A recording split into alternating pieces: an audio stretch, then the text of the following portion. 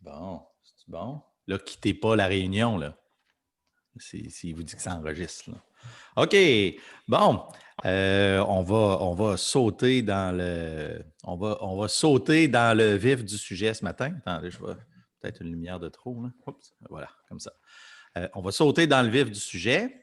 Vous avez fait vos lectures. En fait, je vais aller directement à mes diapos. Oh, partager l'écran. Partager l'écran. 45, 46, c'est bon, c'est bon. Le monde arrive, le monde arrive. OK, comme ça, comme ça.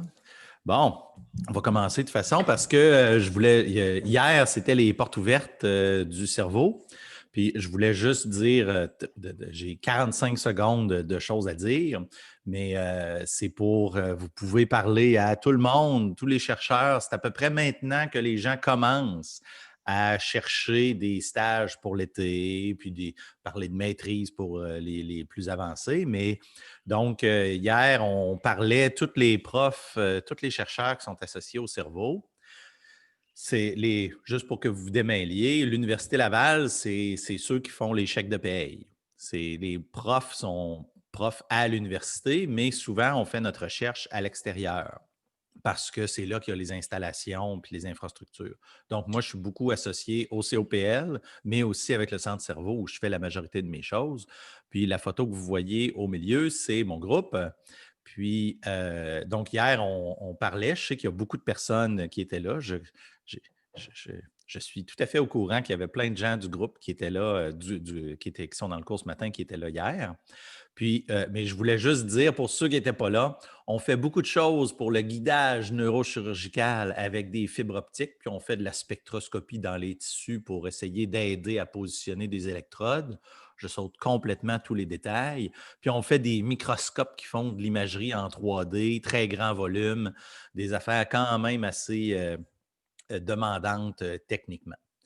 Puis, je sais que quand hier, on a présenté, après, les gens pouvaient aller voir les groupes de façon individuelle. Puis, je sais qu'il y en a beaucoup qui sont venus voir le groupe. Il y avait probablement, j'ai entendu dire qu'il y avait 25 personnes.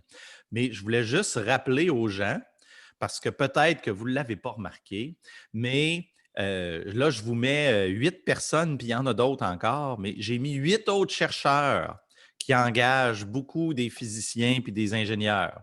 Là, j'ai oublié de mettre leur nom, là, mais en ordre, là, je pars d'en haut, dans le coin en haut, là, mais Simon Hardy, Patrick Desrosiers, Antoine Godin, Pierre Marquet, Vincent Breton-Provencher, Nicolas Doyon, Shirley Fecteau, puis Flavie Lavoie-Cardinal. Puis en plus, il y a Paul de Coninck et Yves de Coninck, que là, j'avais plus de place ces photos, mais vu que tout le monde les connaît, je me suis dit que ça serait correct.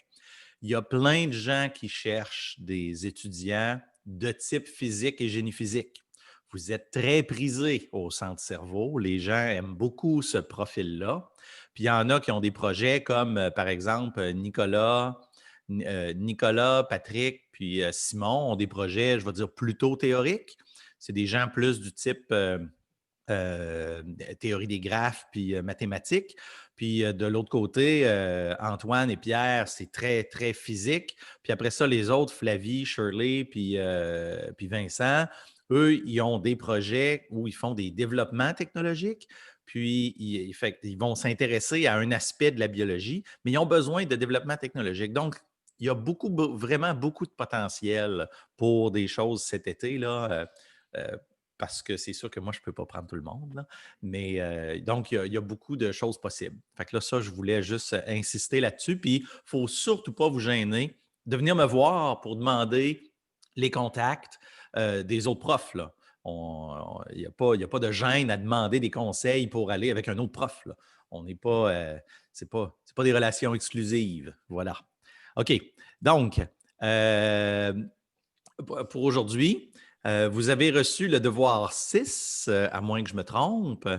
Puis dedans, il y a même un numéro bonus de programmation sur les Beyblades. Fait que gênez-vous pas si vous avez des questions. Moi aussi, je suis en train d'essayer de le faire. Je suis pas mal certain que je vais réussir. Je vais comparer votre code au mien. Fait que si vous allez voir, là, je crois, en fait, je vais aller cliquer tout de suite. Mais si on va voir ensemble, vous voyez ma page, hein? Oui, OK. On va mettre ça beau là un peu. Allez, bon. Le devoir 6, je l'ai repoussé un tout. Non, je l'ai-tu repoussé ou je l'ai avancé? En tout cas, il serait dû le 4 décembre. Le 4 décembre, ça donne, allons voir. 4 décembre, ça donne vendredi de la semaine prochaine, ça vous donne une semaine. S'il fallait par hasard que vous soyez trop dans le jus, vous aimeriez peut-être avoir un petit peu plus, moi, ça ne me dérange pas, mais je veux me garder de la place pour le devoir 7 pour négocier avec vous, pour vous en donner un autre pour couvrir le reste de la matière. Donc, parler entre vous, moi, ça ne me dérange pas, honnêtement, d'ajouter les dates des devoirs. Ce n'est pas pour moi, c'est pour vous. Donc, gênez-vous pas.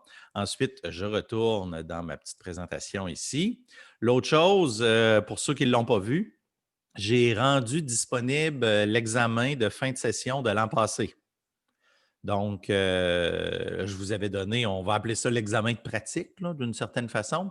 Mais si vous allez voir, il est directement dans la section des contenus et activités.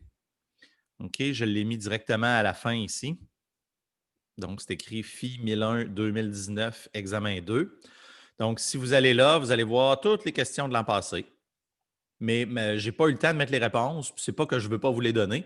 C'est juste que je n'ai pas eu le temps de mettre les réponses. Donc, je vais essayer peut-être avec l'aide de Élodie puis Marc-André de vous mettre toutes les réponses. Mais c'était l'examen, puis l'examen avait été très bien réussi. Donc, je serais surpris il y a quelques petites questions qui sont un petit peu plus dures, mais ce n'est pas grave. Donc, voilà. Fait que là, vous allez pouvoir vous pratiquer. Je vous rappelle que j'ai envoyé, il y avait 2 personnes, c'était Raphaël Desbiens et Nils qui avaient remarqué qu'il y avait une erreur dans l'équation 31 du Greenberg à la page 107. Je confirme, excusez, je confirme, en effet, je l'ai refait au complet. J'ai même fait un petit vidéo pour tout refaire le développement qui montrait bien, en fait, que oui, il y a une erreur dans le deuxième terme du E-θ. Au lieu d'être phi, la dérivée de phi par rapport au temps, c'était la dérivée de θ par rapport au temps. Je l'ai refait au complet et je confirme, c'est vraiment une petite erreur. Puis, à moins qu'on soit extrêmement lent, aujourd'hui, c'était probablement juste 1 heure, mais on va peut-être en fait déborder un peu. Là. J'ai décidé de le baisser un petit peu à la suite des commentaires de mercredi. Quand on a fait les lignes, là, est-ce qu'on devrait avoir une capsule ou pas de capsule? J'ai laissé le temps assez limité pour le petit sondage que j'ai mis sur le site, mais il y en avait la moitié qui aurait voulu avoir une capsule. Donc, ça m'a dit que finalement, le cours de mercredi était peut-être. Il y avait ses défis. Voilà. Il y avait ses défis. Fait que je ne veux pas aller trop vite. En même temps, je ne veux pas prendre de retard. Donc, aujourd'hui, on continue, puis on fait 15,4, puis on fait des exemples. Je pense qu'il ne faut pas rester dans l'abstrait puis dans le trop théorique. Donc, il faut être dans les exemples. Fait que c'est ça mon plan. Et clairement, ben, c'est ça qu'on va faire. Donc, est-ce qu'il y en a? Donc, j'ai dit, ça va être une seule heure, là, mais j'ai l'impression qu'on va peut-être dépasser, là, puis qu'on va peut-être se rendre un petit peu à 11 heures ou quelque chose comme ça. Puis Marc-André va vous donner un exemple en capsule. Parce que Marc-André, ces temps-ci, est excessivement occupé avec un projet de mesure de transmission de la lumière dans la neige à la forêt Montmorency avec un petit groupe. Et ils font des nuits blanches, en fait. Fait qu'il y a un petit peu de misère à arriver à temps pour pour les, pour les dépannages, mais donc, il vous fait des capsules par la suite. OK. Donc, s'il y en a qui ont des questions, ça serait le temps d'en parler un peu. Mais sinon, moi, je vais me lancer dans la partie du cours qui nous intéresse aujourd'hui. Est-ce qu'il y en a qui ont des questions? Ai-je des questions? Questions, questions, pas questions? Non, pas de questions. Un peu de questions. C'est tranquille. Pas de questions. Bon, ben, là, depuis mercredi, on est dans le chapitre 15. Le chapitre 15, quand même, je pense que vous allez être d'accord, ça roule. OK? On a besoin d'avancer rapidement parce que notre but, c'est le chapitre 16. OK? C'est vraiment le chapitre 16 où on veut aller. Euh, le projet, oui, oui, c'est le même projet qui est sur notre site web. Excusez, dans le chat, il y a quelqu'un qui a dit, Emma a dit, est-ce que le projet Neige, c'est le même qui est décrit sur le site de DCC Lab? Oui, en effet, c'est ça, parce qu'il y a beaucoup d'étudiants de mon groupe qui le font, mais c'est un projet un petit peu panfacultaire. Hey, je prends des bons mots aujourd'hui. OK. Donc, chapitre 15. OK, chapitre 15. Qu'est-ce qu'on a fait jusqu'à maintenant? OK, démêlons-nous, là. Qu'est-ce qu'on a fait mercredi? Parce que il n'y avait pas de capsule, donc c'était peut-être un petit peu confusationnant. Alors, qu'est-ce qu'on a fait? Vous aviez lu déjà 15.2 et 15.3. Puis dans 15.2 et 15.3, qu'est-ce qui arrive? Bien, on a trouvé une façon de d'écrire des lignes de façon mathématique. Quand on dit paramétriser une ligne, ça veut dire la décrire de façon mathématique. On n'a pas révisé les intégrales simples parce que vous connaissiez déjà ça. Mais donc, on a pris nos lignes, puis on a montré comment faire une intégrale sur une ligne. OK? Fait qu'on on est allé chercher là, notre fameux élément infinitésimal de ligne. Puis après, on a mis la table. On est passé à les intégrales simples, on n'avait pas eu vraiment besoin de les réviser parce que c'est simple. Mais les intégrales doubles et les intégrales triples, oups, là, on a fait, on s'est arrêté puis on a dit, oui, mais c'est parce que quand je veux intégrer dans les limites d'intégration peuvent devenir un petit peu délicates à aller chercher. Puis là, on a pris notre temps. On a discuté des limites d'intégration. Il fallait prendre cette pause-là pour se préparer à la deuxième partie qui s'en vient aujourd'hui. OK? À partir d'aujourd'hui, là, ce qu'on a maintenant, aujourd'hui, on va vouloir discuter. On a discuté des lignes, les lignes, on a décrit les lignes de façon mathématique ou de façon paramétrique. Mais là, on va vouloir décrire les surfaces de façon paramétrique. Ça va amener quand même un beau lot de défis parce qu'il y a beaucoup de choses qu'on veut aller chercher avec les surfaces, puis il y a plein on va appeler ça de petits pièges. OK? Puis, vu qu'on a déjà fait les intégrales doubles, ben, une fois qu'on va avoir ça, on va se lancer dans les intégrales sur des surfaces. Parce que notre plan, vraiment, ça va être de faire de la physique, puis d'aller chercher des flux à travers des surfaces, des quantités de charge sur des surfaces. Après, on va le faire sur des volumes. Donc, on se prépare, mais on n'a pas le choix. Il faut apprendre à décrire au moins les lignes, les surfaces, puis les volumes de façon paramétrique. Fait que là, aujourd'hui, on fait les surfaces. Puis les surfaces, il y a différentes sortes de surfaces. Hein. Il y a des surfaces qui sont planes, il y a des surfaces qui sont courbes, puis il y a des surfaces qui sont courbes différemment. OK? Donc, il y a comme un petit peu il y a plein de petites choses que vous avez déjà lues, en fait, parce que vous avez lu le chapitre 15.4 avant de venir au cours, bien sûr, comme il s'était indiqué dans les notes. OK? Mais donc, là, notre plan aujourd'hui, là, je l'ai mis un petit peu en orange foncé, là, le fameux 15.4 ici, parce que moi, je trouve que c'est une des parties qui est la plus importante, puis qui est peut-être c'est celle où c'est le plus facile je vais prendre le grand mot technique, de s'enfarger. OK? Il y a plusieurs petits détails, fait qu'il faut y aller doucement, puis c'est ça qu'on fait aujourd'hui. OK? Ben, en fait, c'est ça que vous avez fait dans vos lectures, mais là, je vais vous aider à repasser à travers votre lecture pour s'assurer qu'on a tous bien compris. Donc, pour être certain que tout le monde comprenne, peut-être que quand on dit obtenir une forme paramétrique ou paramétriser quelque chose, qu'est-ce que ça veut dire? Bien, ça veut dire décrire de façon mathématique comment balayer, par exemple, une ligne ou comment balayer une surface. Fait que quand on a obtenu une équation paramétrique pour une ligne, ben, c'est qu'on avait juste un paramètre, une variable, un paramètre, puis on disait quand je suis à taux égal à 0, je suis au début de ma ligne, puis quand je suis à taux égal à 1, je suis à la fin de ma ligne. Donc, ça nous permet de faire notre intégrale parce qu'on va intégrer de taux égal à 0 du début de la ligne à la fin de la ligne. Puis pour faire ça, qu'est-ce qu'on faisait? On avait les composantes de nos vecteurs qui étaient donnés en fonction d'un paramètre, d'un fameux paramètre taux. OK? Bien là, notre plan, littéralement, notre plan courbe, notre plan de cours, c'est d'étudier les plans courbes. On va maintenant décrire une surface de façon paramétrique. OK? Puis pourquoi est-ce que ça va être faire la description paramétrique d'une ligne, ben, c'était pas particulièrement difficile. Il y avait 3 petites façons de le faire, puis on paramétrisait. Hein. Puis là, tout d'un coup, on est rendu avec des surfaces, puis il me semble que le chapitre 15.4, il avait peut-être l'air un petit peu plus compliqué. Pourquoi? Bien, parce que premièrement, c'est sûr, c'est un petit peu plus compliqué. Il y a 2 paramètres. Hein. S'il y a 2 paramètres, ben, les fonctions sont un petit peu plus compliquées, puis ben, c'est comme ça. OK? Mais ça reste le même principe. OK, attends, il faudrait que j'écrive. Oui, oui, oui, OK. Ça reste le même, je vais comme ça ici. Ça reste le même principe. OK?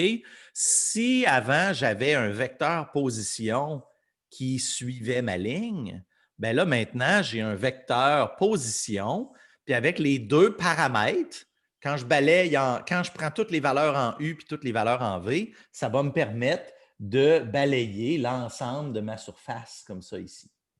OK? Je vais passer sur toute ma surface avec les paramètres U et V. C'est aussi plus compliqué parce que une ligne, une ligne, ça peut être courbe, mais ce n'est pas très grave que ça soit courbe. Une surface qui est courbe, c'est un petit peu plus compliqué. OK? Parce que, comme j'ai dit en début comme j'ai dit, je pense que c'est mercredi que j'ai dit ça, euh, l'étiquette d'une canne de conserve, c'est courbe, mais c'est une sorte de courbure parce que je peux le prendre puis le dérouler puis le mettre sur la table. Mais la courbure d'une sphère, hein, un globe terrestre, une carte de globe terrestre, on ne peut pas écraser, une sphère sur un plan sans la briser. OK? Fait que décrire une surface, puis comment ça varie en fonction des paramètres, c'est un petit peu plus compliqué que de décrire une ligne. OK? C'est bon. Voilà. Fait que c'est une surface courbe, ben, c'est plus compliqué. Puis, ben, à un moment donné, il faut se démêler dans nos vecteurs parce qu'il faut trouver la normale puis le plan tangent. Puis, ben, ça demande plus de calcul. OK? Parce qu'on l'a fait. On l'a fait pour la courbe. Oups. OK? On l'a fait pour la courbe. OK? Pour la fameuse ligne, qu'est-ce qu'on a fait? On a obtenu notre vecteur, on a paramétrisé, puis ensuite, on s'est rendu compte que quand on prenait la dérivée par rapport au paramètre, ça nous donnait toujours un vecteur dr qui était dans la direction de la ligne, qui suit la ligne puis qui est tangent. Bien là, on va vouloir faire la même chose avec une surface. Fait que là, aujourd'hui, il y a 3 choses qui nous intéressent. On veut quand on a une surface et qu'on se prépare à faire des calculs, on va vouloir avoir une forme paramétrique de cette surface-là. On va vouloir avoir une normale à la surface. Puis ça, il y a des expressions générales. Mais à un moment donné, ce n'est pas tout d'avoir des expressions générales. Il faut les prendre, puis les calculer, puis les mettre dans un calcul. OK? Ça fait que là, ça, c'est 2 étapes qui vont ensemble, mais à bien distinguer. Une expression générale qui nous donne la normale, ben, c'est bien beau, mais si je fais rien, si je ne suis pas capable de la mettre dans mes calculs, je ne serai pas capable de rien faire avec. Puis après, le plan tangent à la surface, ça va devenir important parce qu'on va s'intéresser souvent à, par exemple, si on a une surface courbe ou pas courbe, mais une surface, puis on s'intéresse au champ électrique qui passe à travers, bien, ça va nous prendre le plan tangent. On va vouloir aller chercher le plan tangent. Donc, ça c'est notre plan pour aujourd'hui. OK? Puis c'est ce qu'on a fait jusqu'à maintenant. Vous avez lu, OK? Vous avez lu, je le sais que vous avez lu la section 15.4. Je vais aller dans mon livre moi aussi. Tiens, je l'ouvre, la section 15.4. 15.4, où es-tu? Me voici. Vous avez déjà fait tous les exercices de 15.2 et 15.3, j'en suis certain. Puis là, vous êtes déjà prêt à attaquer la section 15.4. il y a, quand vous avez lu 15.4, il a dit ben, comment est-ce qu'on fait pour obtenir une version paramétrique de notre surface? OK, version paramétrique, donc je veux 2 paramètres parce que c'est en 2 dimensions. Je ne peux pas avoir juste un paramètre si je veux décrire une surface, ça ne marchera pas. OK? Donc, il y a un exemple qui est donné dans le. Qui est le premier exemple qui est donné dans le Greenberg, c'est supposons qu'on a une sphère, puis je vais dire que X, c'est A fois sin V cossu. Après ça, Y, c'est A sin V sinu, puis Z, c'est A cos V. Fait que là, il utilise U et V. Comment il a fait ça? Pour l'instant, on reconnaît que ça ressemble beaucoup aux coordonnées sphériques.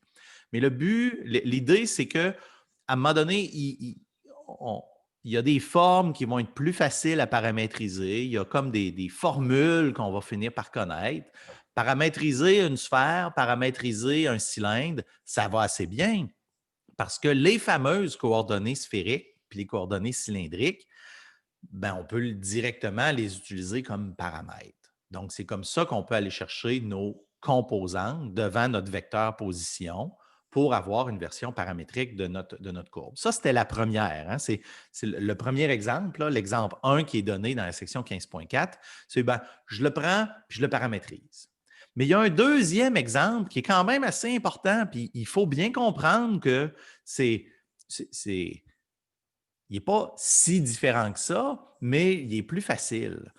Supposons qu'on a une fonction de xy, puis cette fonction-là, on dit qu'elle est égale à z. Bien, quand on veut paramétriser ça, c'est gratuit, c'est facile. On les a déjà, nos paramètres. Parce que si notre surface, c'est donné par la fonction, OK, comme ici, bien, je peux déjà prendre X et Y comme U et V, puis je vais avoir automatiquement ma paramétrisation de ma surface parce qu'elle est déjà donnée dans une forme qui est facile. OK? Donc, tout le monde, si j'ai une surface définie par la fonction Z qui est égale à f de XY, c'est quoi la forme paramétrique? Je vous dis ça, là, je ne vous donne même pas c'est quoi la fonction. Là. Je vous dis Z égale à f de xy. Quelle est la forme paramétrique de cette surface si la surface est définie par la position en Z? Je vous écoute. Je vous écoute, chers amis. Est-ce qu'il y a des gens qui ont des choses à me dire? C'est quoi la version paramétrique de ça?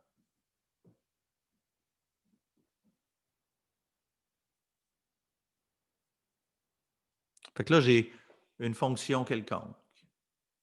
Z égale à f de xy. Je vous donne ça en examen. Je vous dis, écrivez-moi la forme paramétrique de cette surface qui est définie par la hauteur de la fonction z. J'écoute. J'écoute vos commentaires. Oh, attends, il y a quelqu'un qui a écrit dans le chat, peut-être. Benjamin a écrit quelque chose. OK. Benjamin, il a écrit Billy. OK. OK. Benjamin a dit ben, X égale à U, Y égale à V, puis Z égale à F de UV. Partiellement. Je vais l'écrire si les gens ne voient pas tout le chat. Là. Benjamin. Ben, j'ai-tu écrit, moi, là? Hey. OK, je recommence. Benjamin a dit ben, X égale à U, comme je viens juste de dire, Y égale à V, puis Z égale à F de UV. OK? Si le numéro est sur 10, je donnerais 5 sur 10 à cette réponse-là. Puis après ça, Billy a dit, B-I-B-E, a écrit, ça serait I plus J plus F de, X, Y, K. Puis ça, je donnerais peut-être 8 sur 10. OK? On n'est pas loin, non? Mais donc, qu'est-ce qui se passe? Qu'est-ce qui se passe? Regardons la question. Quelle est la forme paramétrique? Okay? J'ai une surface définie, puis je veux définir la surface de façon paramétrique. Je veux définir la surface de façon paramétrique. Qu'est-ce que je veux? Je veux un R fonction de 2 paramètres. C'est ça que je veux. Okay? Je cherche ça ici, là, mais c'est ça que je veux. OK? C'est. Je ne sais pas trop. OK. Donc, ça nous prend le vecteur position en fonction de 2 paramètres. Donc, Benjamin n'était pas loin, puis Luc et. Voyons, Benjamin, puis c'est qui l'autre? Billy. OK? Benjamin et Billy étaient vraiment pas loin. Les deux ensemble, vous avez vos points, là. Mais c'est que finalement, la chose qu'il faut vraiment écrire, c'est ce que je veux, moi, c'est pas les composantes. Hein? Benjamin, ce que tu m'as donné, c'est les composantes. Tu l'avais presque, là. Tu l'avais presque. Tu as juste écrit trop vite. OK? C'est pas X égale à ça, Y égale à ça, Z égale à ça. Il faut l'écrire au complet. Hein? Ça serait X fois I plus YJ plus F de XY K. Ça, bravo, bravo, bravo, bravo. J'ai pris la peine de le mettre en fonction de UV, puis je l'ai écrit en fonction de XY. Alors, je recommence U, V, puis U, V. Est-ce que ça change quelque chose que j'ai pris UV ou XY? Ben non, ça ne change rien. C'est des paramètres. Okay? Ce sont des paramètres. Ici, là, ça dit, si tu me remplaces, si tu me donnes U et V, moi, je vais te donner un vecteur. Ben, appelez-les XY, appelez-les AB, appelez-les UV, ça ne change rien. 2 paramètres. Parfait. Fait que là, j'ai une forme paramétrique parce que finalement, j'étais chanceux. J'étais chanceux parce que j'avais déjà une fonction qui était essentiellement donnée sous forme paramétrique. OK? Ça revient quand même assez souvent. OK? C'est une forme qui va revenir assez souvent, fait que c'est important de le savoir. Puis c'est comme on se la fait donner sur un plateau d'argent et déjà paramétrisé. OK? Là, j'efface ça, voilà. OK. Fait que là, je l'ai écrit ici pour le bienfait des téléspectateurs. OK? R de UV. Bravo. Je les ai inversés. Excusez. Là, vous voyez toutes mes diapos, vous voyez tout mon punch. OK, ça ici, je vais juste corriger immédiatement. OK. Et voilà. Bon. OK. Voilà. Donc, la forme, si je dis R de XY ou R de UV, c'est la même chose. Okay? C'est la même chose, ça n'a rien changé parce que U et V sont les paramètres que je vais passer à la fonction F de paramètre 1, paramètre 2, ou XY, c'est la même chose. Parfait. Encore une fois, forme paramétrique. Pourquoi je veux une forme paramétrique? Quand on avait taux, quand on a pris taux, on était intéressé à avoir à taux égal à 0, on est au début de notre ligne, puis à taux égal à 1, on est à la fin de notre ligne. Bien, quand on paramétrise une surface, qu'est-ce qu'on fait ou qu'est-ce qu'on a fait? Bien, on a des paramètres, puis là, ce n'est pas important c'est lesquels. Pour l'instant, il y a plus qu'une solution, hein? Il y a plus qu'une façon de paramétriser une courbe. Il y en a qui peuvent faire qu'on s'arrache les cheveux, mais il y en a qui sont peut-être plus simples. Fait que, par exemple, dans l'exemple qui avait été donné avec la sphère, hein, le fameux exemple 1 de la page 733, bien, il a pris U et V, puis il a pris des sinus de U, puis des cosinus de V et tout ça. C'était les angles. OK? Les paramètres UV qu'il a pris, c'était directement les angles polaires et on dit azimutal et phi et θ. OK, là, j'oublie le nom exact du deuxième. Là. Azimutal et autres. OK? Donc, quand je balaye mes 2 paramètres pour la sphère ici, ça donne bien de prendre des angles. Bien, ça va m'aider à balayer ma surface. si je prends toutes les valeurs du premier paramètre et toutes les valeurs du deuxième, je vais avoir balayé toute ma surface. Ici, c'était des angles. Puis dans le cas d'une forme qui est déjà paramétrisée, une surface qui est déjà paramétrisée comme en f de x, y, bien finalement, mes paramètres, ça va être mes coordonnées en dessous, hein, comme c'est discuté un peu dans le livre, c'est un peu l'ombre qui est en dessous. Hein. Si je quadrille tous les points puis je calcule la hauteur, ça va me faire balayer la surface. OK. Donc, là, on a une surface imparamétrisée. Ça veut dire que je suis capable de la balayer puis de me placer n'importe où dessus. Parfait. On a une chose de faite. OK? Ah oui, c'est vrai. Quand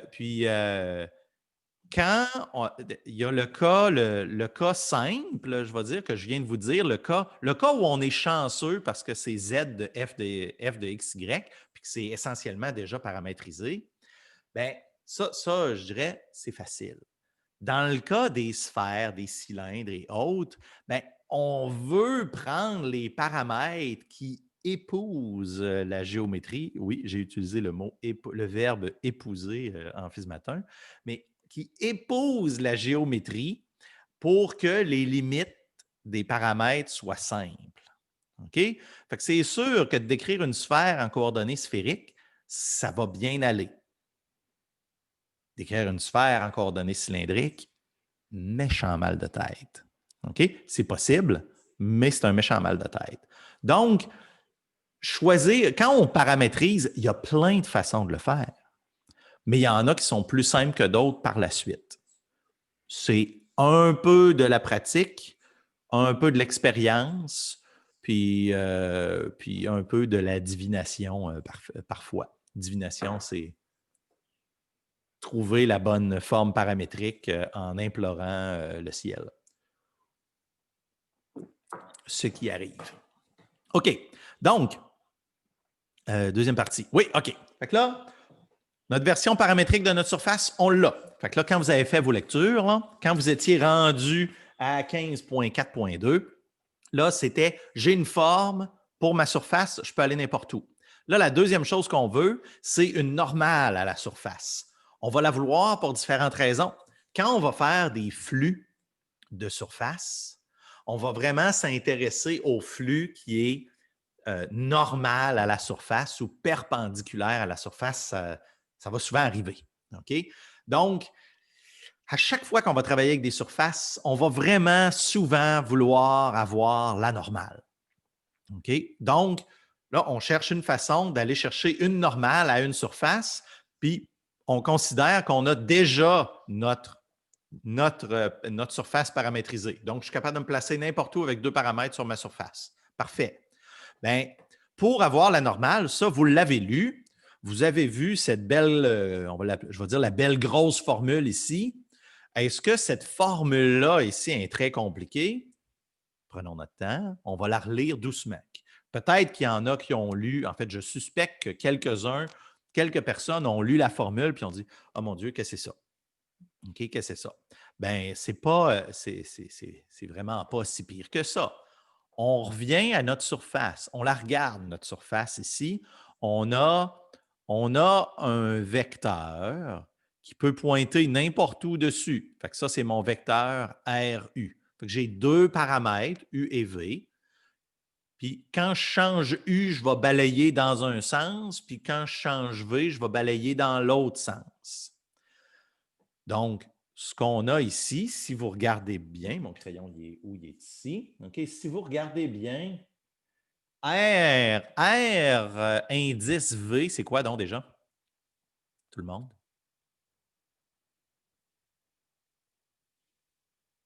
C'est R que j'ai remplacé V dedans? Vas-y, Emma. Emma, je t'ai vu, tu t'es unmuté. La dérivée première de la paramétrisation Oui, fait que c'est la par dérivée rapport à V. totale? Partielle par rapport à V. Oui, partielle, parce que ça n'existe pas, la dérivée totale par rapport à V, elle n'existe pas parce qu'il y a deux paramètres. Ils dépendent de deux choses. Fait que oui, Emma, c'est tout à fait correct. C'est la dérivée partielle de R par rapport à V. Puis là, dérivée partielle de R par rapport à V. Je le sais là, qu'il y a peut-être 30 de la classe qui disent Ouais, OK, la dérivée, OK. Je vais le dire autrement. Comment R varie quand je change un petit peu V? OK? En mots, là, la dérivée partielle de R par rapport à V, puis dans quelle direction R va changer si je change V. J'ai dit 2 fois la même chose. OK? Excusez, je viens de taper sur mon micro. Il est quelle heure, là? Eh, monsieur, ça va vite à matin. OK. Je pense qu'on va faire nos 2 heures. Je sens qu'on va se rendre à nos 2 heures. OK. Mais donc, on a ici, qu'est-ce qu'on a? On a de façon très générale, on a dit, ben, je sais que U et V sont des bons paramètres pour ma surface. Fait que c'est sûr que quand je vais varier U, je vais me tasser sur ma surface, puis quand je vais varier V, je vais me tasser, puis ça ne devrait pas être parallèle parce que U et V sont des bons paramètres pour décrire ma surface.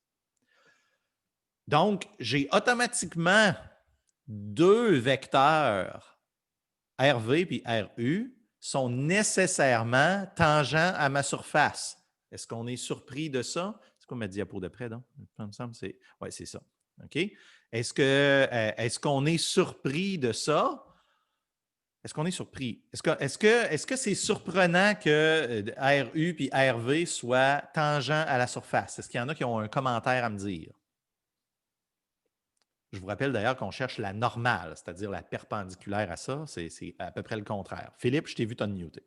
Ouais. Ben, ça doit être normal parce que, genre, on veut faire notre plan tangent après, puis on sait que le plan tangent est décrit par le RV puis le RU.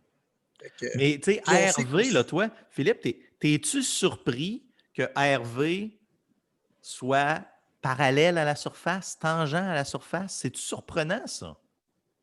Je sais Ou pas. en fait, ben non, on connaissait déjà ça, là. Comment? Me semble que je trouve ça normal que ça soit. Tu trouves ça normal que ça soit tangent? Ouais. Est-ce que tu trouves Si ça je vois la tangent que ça soit variation normal? un peu des grosses questions philosophiques à matin. Bien, OK. Je reviens. OK, regardez bien ce que je vais faire, juste pour que vous voyez que c'est naturel. OK? Quand on a fait juste une ligne, imaginez-vous maintenant là, que je vais faire juste une ligne, comme ça ici sur ma surface. Puis supposons que j'ai juste une ligne, Bien, quand j'avais mon vecteur, là, je vais l'appeler RL pour R ligne de taux. Hein? Supposons que j'ai juste une ligne. Bien, on l'a dit hein, que R' de taux, c'était toujours tangent à ma ligne. Bien là, finalement, quand je prends RU, c'est que je regarde juste ma surface sur la ligne où je fais juste changer U. Fait que c'est comme j'ai tracé une ligne sur ma surface. Fait que si on avait compris pour la ligne avant, on comprend encore pour la surface que RU, finalement, c'est une ligne où V, c'est dans la direction d'une ligne sur ma surface où, qu'est-ce que j'ai dit juste avant? RU, j'y vais doucement. RU, et je vais le pointer comme ça va être plus facile. RU, ici, c'est nécessairement une ligne qui est dans la direction où V est constant et U varie. Puis RV, c'est nécessairement une ligne dans la direction où V varie, mais U reste constant. Fait que si on avait compris pour les lignes, finalement, on n'est pas très surpris que RU et RV sont nécessairement tangents à la surface. C'est bon. Puis là, ben, l'équation qui est là, est-ce qu'elle est très compliquée? Non. Non. Je ne vous donne pas le droit de me dire que cette équation-là est compliquée. Vous le savez qu'elle est simple, parce qu'en fait, c'est juste... il y a quelqu'un qui a écrit quelque chose. Oh, mon Dieu, ça bouge dans le chat. Excusez, j'en ai raté plein. Oui, OK, je vais repasser plus tard. Voilà, OK, de l'humour. Maintenant, ben c'est ça. Est-ce qu'on est surpris? Non. Le produit vectoriel nous donne toujours un vecteur qui est perpendiculaire. Ben, si j'ai une chose qui est tangent, un autre qui est tangent, puis que les deux sont tangents à une surface, ben c'est sûr que le produit vectoriel va être perpendiculaire aux deux, donc perpendiculaire à ma surface, donc normal à ma surface. Puis le terme en dessous, c'est quoi? Pourquoi j'ai ça ici, là? Oups, excusez, je l'ai barré. Pourquoi j'ai ça ici? C'est quoi ça? Ben, ça veut juste dire que je divise par la grandeur du vecteur, donc je normalise ma normale. C'est une normale normalisée. En temps normal, on normalise la normale. OK, bon, facile. OK. Bon, ben là, ça, c'est des expressions générales, mais après, il faut le faire. OK? Fait que là, on arrive. Ouais, OK, c'est vrai. Aujourd'hui, je n'ai qu'un seul écran. Je suis à la maison. Fait que je ne vois pas toujours mes diapos à l'avance. Je vous rappelle que on n'est pas surpris parce que c'était avec R' de taux, c'était une ligne. Je viens juste d'en discuter. Donc, RV et RU, ce n'est pas surprenant que ce soit parallèle à la surface. D'accord. Parfait. Bon. On avance quand même là, dans notre projet. Là. OK? Fait qu'on a une surface. Je vais le dire autrement. Vous avez un problème de physique où il y a de la surface. On commence par la paramétriser. Ça se peut que ça soit facile. Ça se peut que ça soit plus difficile. Ça se peut que ça soit presque impossible. Mais il faut trouver une forme paramétrique. Ensuite, pour avoir la normale, on vient de le montrer, ce n'est pas si difficile que ça parce qu'on prend la dérivée par rapport aux deux paramètres, ça nous donne des vecteurs. On fait le produit vectoriel, on normalise, ça nous donne notre normale. Parfait. On a notre surface, on a une normale en tout point. Maintenant, on voudrait avoir l'équation du plan tangent. Pourquoi on veut ça? OK? Oups. Pourquoi on veut ça? Bien, comme je vous rappelle, on va en avoir besoin. C'est ça. On se prépare pour le chapitre 16 dans le chapitre 15. OK? Donc, pour obtenir. J'aurais pas dû le montrer. Trop tard. OK? Mais pour obtenir. Il est quelle heure? 9h14. Pour obtenir l'équation du plan tangent, okay, regardez bien ici, là. J'ai mon plan tangent. Okay, mon plan tangent, évidemment, contient le vecteur RV et le vecteur RU. C'est pas très, c'est plus que pas surprenant. Là. Il faut que ça marche. OK? Comment est-ce que je peux aller chercher l'équation de mon plan tangent? Comment est-ce que je fais? L'équation que vous avez dans les notes ici, est-ce qu'elle est facile à comprendre? Ce n'est pas très difficile. Qu'est-ce que ça exprime? Dites-moi en mots, là, quelqu'un, là. Dites-moi en mots, là, qu'est-ce que ça exprime, là, cette affaire-là, là, cette équation-là? Là? Qu'est-ce qu'elle veut dire, cette équation-là, en mots? Pas en maths, en mots. Je vous écoute. Quelqu'un. Ben, moi, je crois que ça veut dire que quand on sait que R moins RP, ça va faire une composante qui va être sur le plan. C'est sûr. Parce que il va juste rester, genre, tu vas avoir négligé toutes les autres composantes juste pour avoir ceux qui vont rester sur le plan. Puis le produit scalaire avec la normale, vu qu'on a dit tantôt que c'était 90 degrés, c'était perpendiculaire, ben, ça fait 0. Ça représente une égalité mathématique.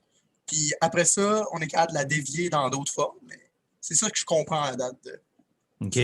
Mais là, fait que là, R, juste pour qu'on se comprenne, là, tout le monde, merci beaucoup Philippe, c'est une très bonne explication.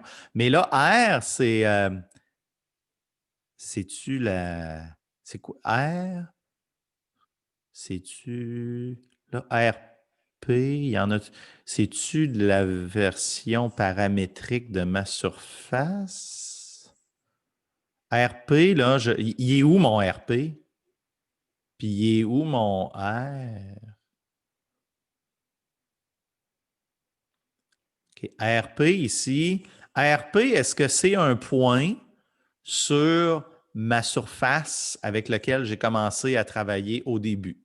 Si je prends le point P qui est ici, oups, si je prends le point P qui est ici, puis que je remplace ces coordonnées dans l'équation paramétrique de ma surface avec laquelle je commence à travailler, est-ce que ça va être un point de cette surface-là? Oui. R ici, c'est quoi? C'est un point en général de ma surface? Est-ce que c'est ça? C'est quoi R? Pour moi, R, c'était un point n'importe où, genre un autre point sur la surface, puis on prenait la même distance des deux. Fait que Genre, tu là, partais du RP, puis tu partais d'un R n'importe où après. Puis quand tu soustrayais les deux, tu avais un vecteur qui était sur le plan. OK. Fait que là, le fameux R qui est là, est-ce que c'est le R? Tu sais, parce que on ne sait pas c'est quoi la forme encore, mais on sait que j'ai une forme paramétrique. Ça ici, cette fonction-là, je l'ai. OK? Hein, on le sait, je l'ai. Check. Fait que là, on a dit, si je me place à un certain point, OK, si je me place à un certain point, P, ben là, je vais trouver les coordonnées, puis je vais me mettre ici. Fait que là, ça va. Oups. Ça ici, ça va être un point de ma surface. Mais le R qui est là, c'est quoi? Je mets UV dedans? Qu'est-ce que je mets? Est-ce que c'est un point de ma surface? Je vais le dire autrement. Est-ce que R ici, là, est-ce qu'il pointe sur ma surface avec laquelle je travaille depuis le début ou c'est un point général? C'est un point que moi, je veux le vecteur qui va pointer sur mon plan tangent. OK? Fait que le point qui est là, le vecteur R qui est ici, c'est un vecteur général que je ne sais pas encore, qui pointe n'importe où x, y, z. Hein? Il pointe en x, y plus y, j plus z, k. Il pointe n'importe où. Puis là, comme Philippe a dit, je vais vouloir que ce point-là, que je ne sais pas il est où, mais je pars avec l'idée qu'il peut être n'importe où. Si je fais un vecteur avec RP, je veux qu'il soit perpendiculaire à ma normale. Donc, ça ici, le R qui est là, allez pas me remplacer R de UV, là. C'est pas R de UV, c'est un R général. OK? Parce qu'en fait, dans le plan tangent, là, il y a combien de points du plan tangent qui sont sur ma surface avec laquelle je travaille depuis le début?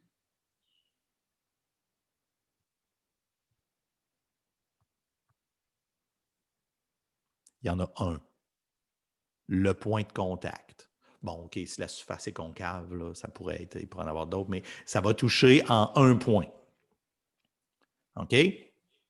Bon.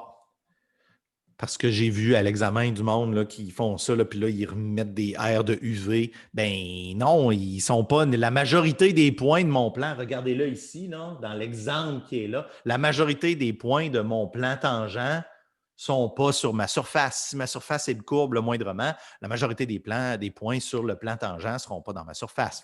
On ne met pas R de UV ici. OK? C'est bon?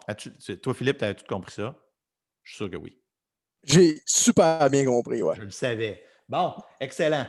Donc, moi, je trouve la façon la plus simple d'obtenir l'équation du plan tangent, c'est vraiment de retenir que tous les points, si on prend comme origine le point de contact, puis ensuite on se prend un point n'importe où ailleurs, le vecteur qui est fait par ça doit être perpendiculaire à la normale.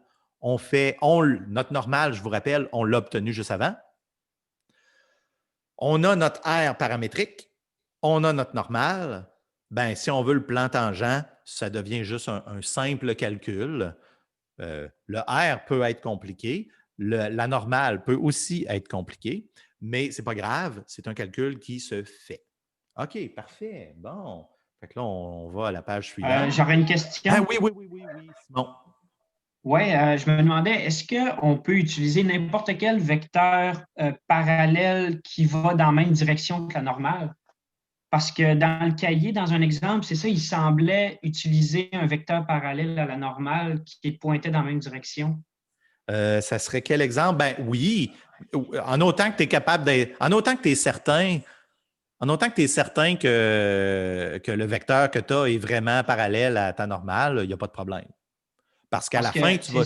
Si un vecteur est parallèle à ta normale, le produit scalaire de tous les vecteurs dans le plan va aussi donner, avec ton vecteur, va encore donner 0, fait que c'est correct. C'est bon? Ah, OK, c'est bon, c'est ça. C'est parce que dans le cahier, le produit vectoriel, il donnait 12, il donnait 12i moins 12j moins 3k. Puis après ça, dans le calcul de la normale, ils ont écrit 4, moins 4, puis moins 1. Fait qu'ils l'ont comme réduit. Là. Est-ce que tu parles de l'exemple à la page 735? C'est bien ça? Je n'ai pas pris en note le numéro de l'exemple. Mais il a mis un moins en avant, est-ce que c'est ça? Non, il n'a pas touché au signe. Il a juste divisé par 3 partout. Puis tu as le droit, ça. Tu as le droit parce qu'un vecteur divisé par un scalaire ou multiplié par un scalaire est parallèle au vecteur original. Oui, c'est ça, je me demandais si c'était n'importe quel. C'était pour ça qu'il avait fait ça. OK. Oui. Fort probablement parce que c'est plus simple de faire le calcul. OK, c'est ça que je me disais. Merci. Bon, mon Dieu, que j'ai dépassé mon temps, puis je n'ai pas fait la vraie chose que je voulais faire encore. Fait que ça donne bien. Hein? On va continuer. Je me doutais que ça irait pas nécessairement hyper vite. Je vais repasser dans le chat en vitesse pendant la pause. Moi, je suis mêlée, Oui. C'est quel R qu'on connaît déjà? Ah ah! OK. Bon, je suis content que tu le demandes. Un peu. Je retourne. Comment on fait ça? OK. Tu parles de ça ici? Oui, je parle de ça. OK. Quand. OK. Bon, premièrement, on comprend que je vais l'écrire en mots, puis après, ça va devenir un petit peu plus simple. OK. Bon, celui qu'on connaît déjà, là, en fait, je vais répondre à ta question. RP, c'est celui qu'on connaît. Okay, ça c'est celui qu'on connaît. Puis là, la notation, là, hein, on ne se donnera pas des points bonus de notation, mais RP, ce n'est pas la dérivée de R par rapport à P. OK?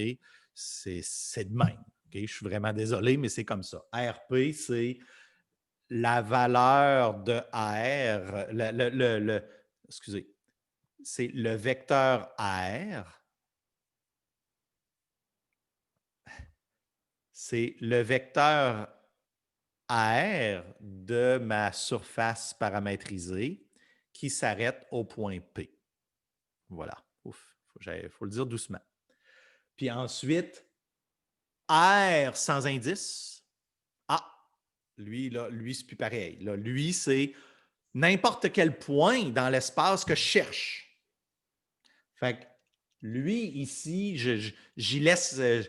C'est un général, il pointe sur tous les points. Hein, c'est X, Y, Z, X, I, Y, Z, X, I plus Y, J plus Z, K. Puis, ceux qui vont, ça va me donner une équation. Hein, ça va me donner une équation qui va avoir AX plus BY plus CZ égale à quelque chose. Ou bien moins D égale à 0. Okay? Ça va me donner une équation quelconque. Puis, cette équation-là, ça va être l'équation de mon plan. C'est les points qui répondent à cette équation. C'est la même chose que de dire les points qui sont sur le plan. Est-ce que c'est bon? Oui, c'est beaucoup plus clair, merci. OK, merci. Bon, parfait. Donc là, on va prendre une pause. On est rendu à la pause parce que je vérifie, je m'assure. En fin de compte, excusez. Oui. En fin de compte, c'est la figure 5 de la page 735. Oui, la figure 5 de la page 735. Fait que pourquoi j'ai fait ça? OK? Pourquoi, là, je résume la dernière heure, puis on va faire un exercice tout de suite après. OK? Qui est en fait un des exemples du livre, mais il y a plein de choses, le fun, que vous n'avez peut-être pas saisi. Fait qu'on va le regarder ensemble. Qu'est-ce qu'on vient de faire? Je vous ai montré que, je résume notre dernière heure. Quand on travaille avec les surfaces, on veut une version paramétrique, la normale, puis le plan tangent. On va toujours tourner autour de ça. Fait que si je vous demande le plan tangent, vous allez avoir besoin de la normale, puis pour avoir la normale, ça prend la version paramétrique.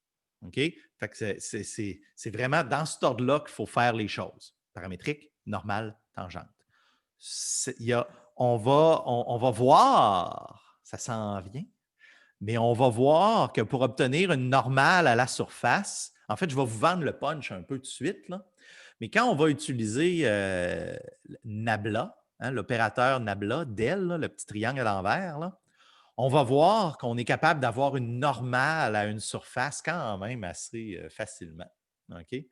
On n'aura pas besoin de se casser la tête trop. Ça va être un peu surprenant, mais c'est un truc qui est vraiment utile. OK? On va voir en fait que le gradient d'une fonction scalaire, ça nous donne toujours une normale aux courbes de niveau. Et monsieur, qu'on n'est pas rendu là encore. OK? Mais on y arrive. Fait que, version paramétrique, normale, tangente.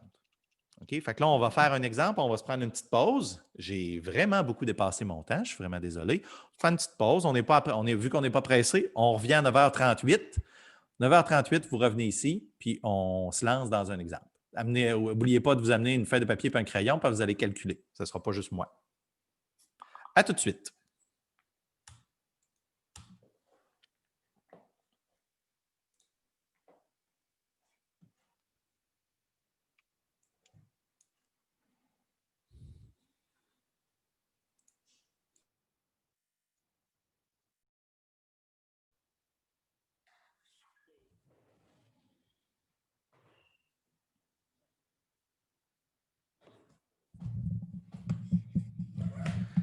Alors bonjour, on va revenir. J'ai pris ma voix d'animateur de radio.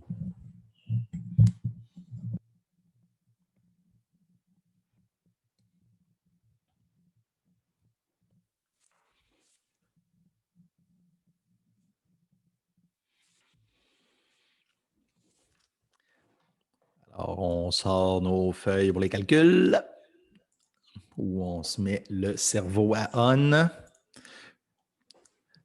Finalement, le chat, c'était un chat de catégorie humoristique. Bon meme, ultra real time. Jordan, bravo. Merci beaucoup. Ça fait plaisir. Certaine jalousie de ma part. Bravo. OK.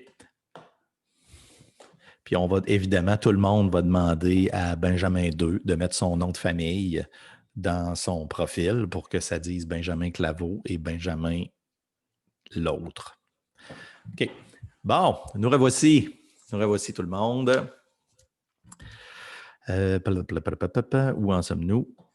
Oui, OK. Bon, ben oui, on part. OK. On parle, mais à un moment donné, il faut le faire pour de vrai. Fait que des fois, là, c'est pas... ça a l'air facile avec des termes généraux, hein? Puis je l'ai montré. C'était ça que je voulais vous montrer quand je parlais. Je retourne à mon partage d'écran, là. Attention, partage d'écran, où es-tu?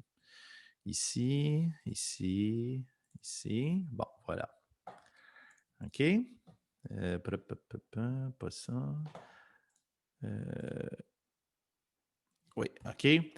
Quand je veux juste insister là, sur le fait que je disais une version paramétrique de la surface, une normale à la surface en général, puis après, une normale à la surface que je peux utiliser. Hein, parce que ce n'est pas tout de juste dire ben, le produit vectoriel de RU fois RV, ça va me donner une normale. Ben, ça prend plus que ça. À un moment donné, il faut les faire, les calculs, puis des fois, on peut avoir l'idée, mais on peut se mêler dans les calculs. OK? Puis le plan tangent, même chose. Hein? Il ne faut pas se mêler avec le R général puis le R qui est sur la surface. Fait que là, on va en faire un. OK?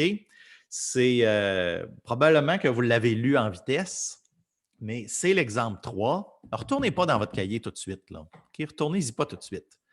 Mais, oups, wow. OK? Attention, oui, comme ça. Je vais me placer. Bon, j'essaie de placer les vidéos à la bonne place. Félicitations, Benjamin Trudel, pour avoir trouvé ou changé ton nom de profil. OK?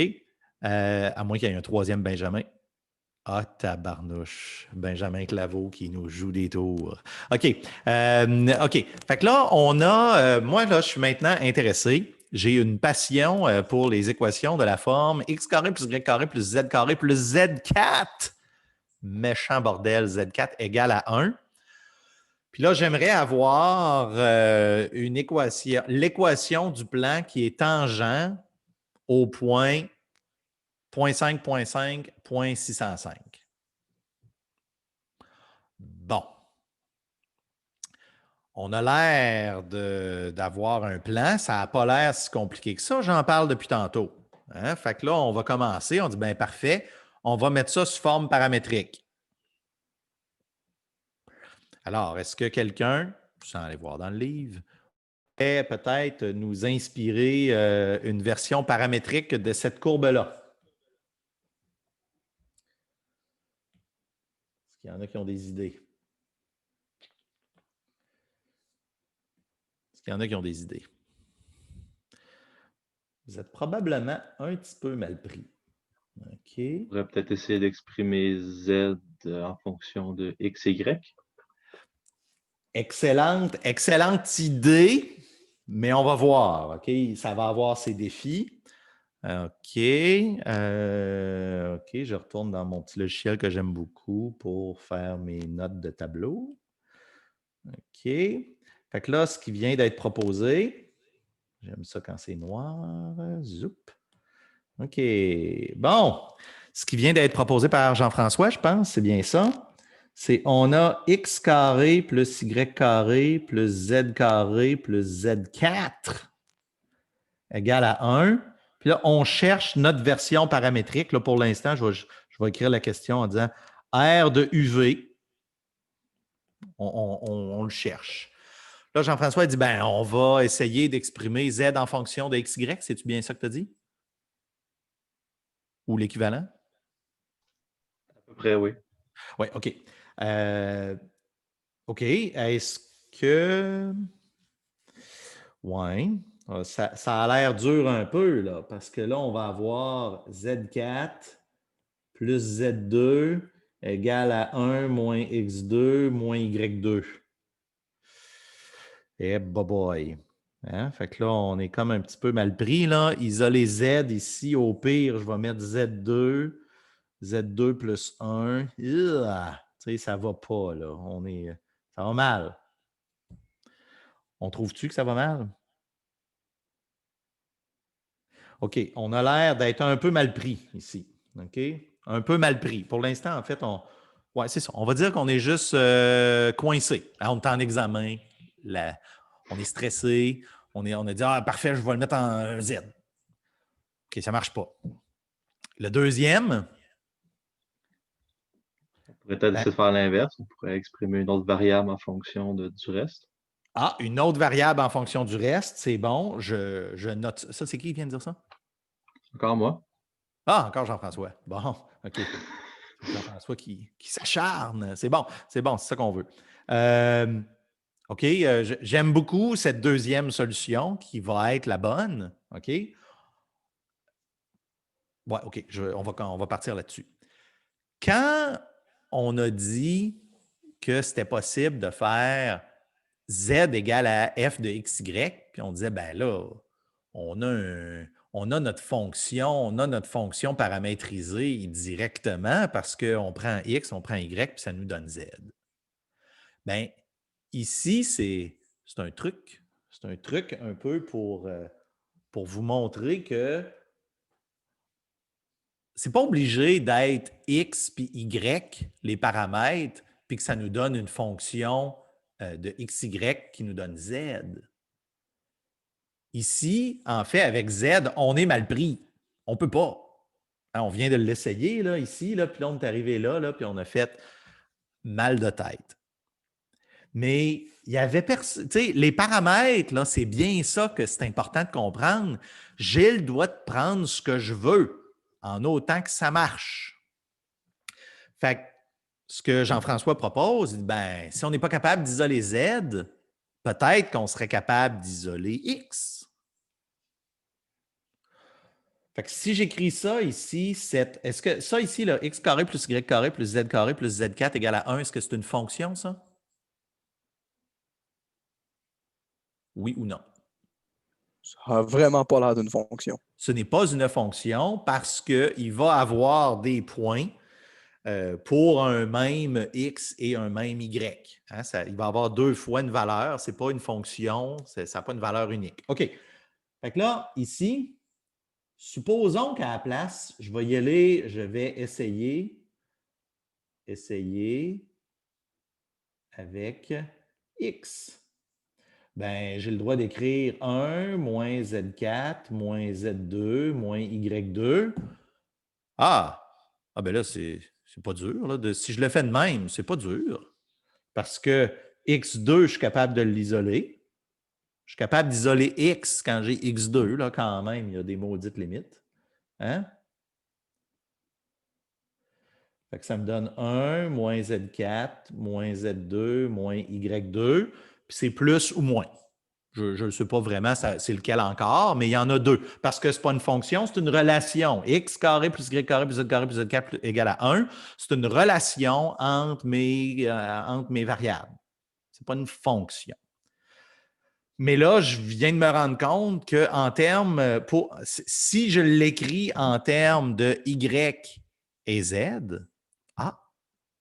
là, je suis capable d'obtenir une courbe pour x positif, une courbe pour x négatif. Fait que là, maintenant, là, finalement, j'ai réussi à faire une fonction f de yz. Je me suis tourné, tu sais, je me suis tourné de côté. Bien, j'ai bien le droit de faire ça. Ce n'est pas toujours obligé d'être x, y qui me donne une fonction pour z. Donc, ici, finalement, maintenant, si je prends y comme paramètre puis z comme paramètre, puis, excusez, j'ai oublié, je vais l'écrire ici pour pas qu'on se mélange, là, mais on cherche au point 0.5, 0.5, 0.65. Okay? C'est ce qu'on s'est fait demander. OK? Ben, voyons voir, OK? Voyons voir, mais il y a bien des chances, là, si quelqu'un pouvait me le calculer, je serais content, mais 1 moins 0.605 exposant 4 moins 0.605 exposant 2 moins 0.5 exposant 2, si je prends la racine carrée, ça devrait donner plus ou moins 5. Fait que là, celui qui nous intéresse pour notre problème, clairement, c'est plus. Parce que le moins, ça nous donnerait à moins 0.5, qui n'est pas le point qu'on veut. Okay? La forme, tantôt, on essaiera d'aller la tracer, là, si on a le temps, okay? À moins qu'il y en a qui soient déjà en train d'aller sur Desmos et autres pour essayer de tracer cette affaire-là. Mais bon, OK, parfait. Fait que là, on en a une fonction. Là, on en a une fonction. On est capable d'écrire maintenant R de, je vais mettre UV, là, juste pour qu'on ne se mélange pas, mais j'aurais le droit de laisser juste YZ. Mais là, je vais avoir une nouvelle fonction qui est 1 moins Z4 moins Z2. J'aime ça quand c'est beau ici. Bon, comme ça. Moins Y2. Pas le fun d'être tout de même. OK. Ben, c'est ça. Oui, OK. I plus Y, J plus Z, K. Là, comprenez que je ne suis pas capable d'avoir la version paramétrique. Évidemment, j'ai écrit R de UV, puis je suis allé écrire juste des XY. Bravo, bravo, bravo. Je vais la réécrire 2 fois. OK, personne ne me l'avait dit. Personne ne me l'avait dit. R de YZ ou R de UV. Puis là, imaginez-vous que... je vais l'écrire, tiens. 1 moins V à la 4 moins V à la 2 moins U à la 2. I plus UJ plus VK. Voilà. C'est la même chose. Ça ne change absolument rien. OK? Mais là, j'en ai une fonction. Est-ce qu'elle est bonne partout? J'ai une fonction paramétrique pour mon R, pour ma courbe. Est-ce qu'elle est bonne partout? Non. Non, elle n'est pas bonne partout parce que si j'allais dans les X négatifs, ce n'est pas la bonne fonction paramétrique. Qu'est-ce que j'ai fait? Je me suis limité à une région de ma courbe. J'ai obtenu pour cette partie-là une fonction qui fonctionnait. Fait que Une fonction qui fonctionnait. C'est bon, ça. Une fonction qui marchait. On arrête. OK. Voilà ici. Donc, c'est pour, là, je ne sais pas comment l'écrire, là. Je vais écrire pour une partie de la surface. OK? Ce n'est pas partout, mais ce n'est pas grave parce que moi, je viens de vérifier. Vous venez de le vérifier, là, 0.5.5.65. Si je remplace là-dedans, là, il faudrait que quelqu'un me le confirme, là, mais je suis pas mal certain que ça marche. OK? C'est vrai que si je mets U égale à 0.5 puis V est égal à 0.65, je vais avoir 0.5 pour le paramètre à côté. Quelqu'un me confirme ça? Oui, je suis sûr que quelqu'un me confirme ça. Parfait. Bon, j'ai fait la première partie. Hein, check, je vais faire mon gros check vert. Là. OK? Check. J'ai ma version paramétrique dans la région qui m'intéresse. Puis il a juste fallu qu'au lieu de prendre XY comme paramètre, j'ai pris YZ. Parfait. Quoi la deuxième partie? On veut la normale. Comment je fais pour avoir la normale? Normale. Normale. Dis-moi qui est la plus belle. Normale. Ben, il faut calculer les dérivées partielles de RU et de RV. Merci beaucoup, Philippe. Bravo. Voilà. OK, oui. Fait que, ben, on va le faire. On va le faire. Ça fait même pas mal. On commence. OK. On ne le fera pas en vert. On va le faire en blanc. OK. Bon. On calcule RU. Je vous rappelle que RU, c'est un vecteur. OK? Je le sais. À l'examen, souvent, les gens s'emballent. Là. Puis là, tout d'un coup, là, je vais vous faire, attends, je vais le mettre en rouge là, pour que vous compreniez qu'il ne faut pas faire ça. Là. Il y en a qui vont mettre RU, puis là, ils partent. Puis là, ils font là, 1,5, 1 moins V, 4, plus 1, plus 0. Et les vecteurs, ils disparaissent. OK? Dans la posité, là, des fois, là, à un moment donné, là, tout d'un coup, RU, ce n'est plus un vecteur. OK? Non, c'est toujours un vecteur. OK? Gardez vos vecteurs par pitié. OK? Donc, je l'efface ici. OK? Donc, RU, on le calcule. Donc, la dérivée de cette affaire-là par rapport à U, c'est le premier vraiment qui est le plus difficile. Qu'est-ce que ça donne? 1 moins V4 moins V2 moins U2 à la moins 1/2 fois la dérivée de ce qui est à l'intérieur par rapport à U. Donc, 1 est constant, V est constant, il ne reste que moins 2U à la 1. Est-ce que je me suis trompé? Si je ne me suis pas trompé, vous me le dites. Si je me suis trompé, vous me le dites. Ensuite, la dérivée de U par rapport à U, ça donne 1. Et boy, attends un peu, là, je viens de repartir avec. Tant que ça, je vais mettre J. Puis, la dérivée de V par rapport à K, c'est une constante. Ou non? Ça donne quoi, ça, ici? 0. Ça donne 0 ou ça donne K?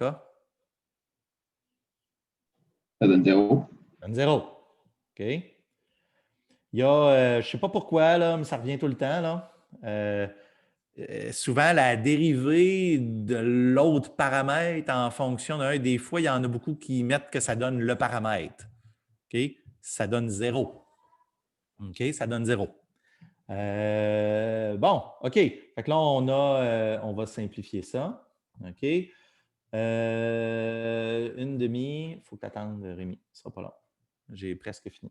Tu viendras leur jaser ça tantôt. OK? 1 moins V. Comment je vais faire ça? S'il te plaît, Rémi. OK? Voyons, je suis tout mêlé, là. Excusez, là, c'est parce que je suis en train de faire deux choses en même temps. Rémi, il faut que tu ailles ailleurs. Non, pas attends. Non, je ne peux pas me mettre sur mute. OK. Je peux pas aller jouer au Beyblade maintenant. Tantôt. OK. Bon. Non. OK. Bon, excusez-moi, là. Évidemment, tout le monde a fini le problème pendant que je parlais à Rémi. OK. 1 moins V4. Je suis en train de réécrire la même chose. Bon, là, calme-toi les nerfs, Daniel. Reviens en ordre. 1/2, 1 sur 1 moins V4 moins V2 moins U2, racine carrée. Parfait. Moins 2U, I, plus J, plus rien. Parfait. C'est quand même assez facile à calculer. Qu'est-ce que ça me donne ici? 1/2 ici, puis 1 moins V4 moins V2 moins U2 à la racine carrée, ça me donne quoi?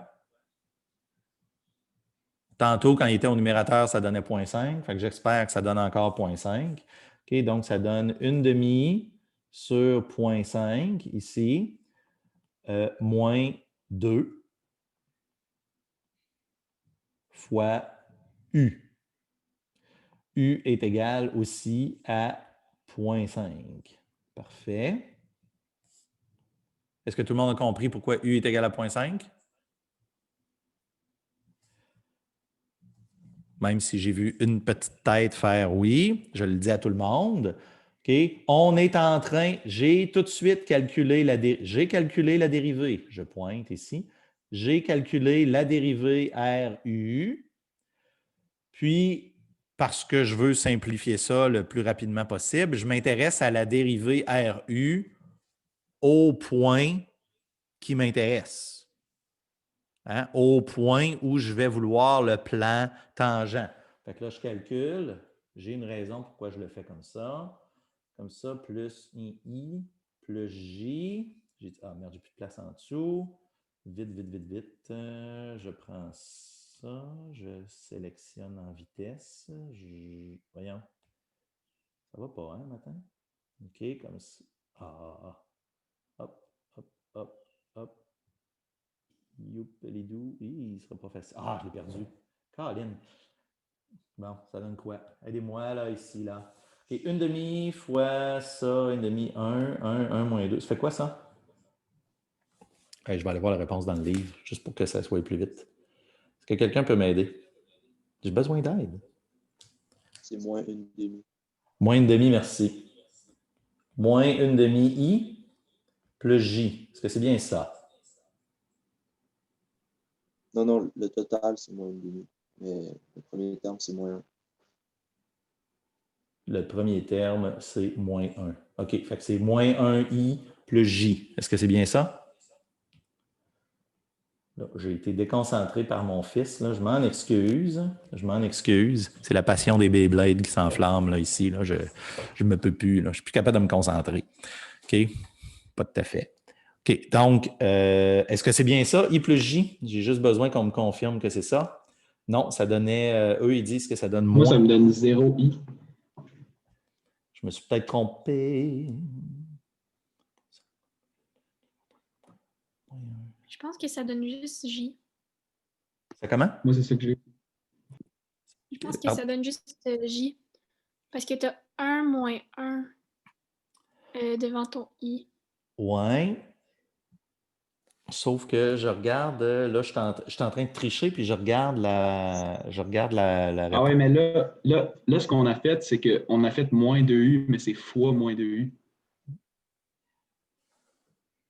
Oui, exactement. À la ligne d'en haut. Merci beaucoup d'avoir vu cette belle erreur. C'était fois moins 2U, fois moins 2U, fois moins 2U. Puis là, maintenant, ça donne 1 fois moins 1, et voilà. Qui donne. Merci beaucoup. C'était Benjamin Claveau, ça? Victoire. C'est un combat serré entre Jordan et Benjamin aujourd'hui. Faudrait que tu nous fasses un mime avant la fin, Benjamin. Puis là, tu vas reprendre le dessus. OK.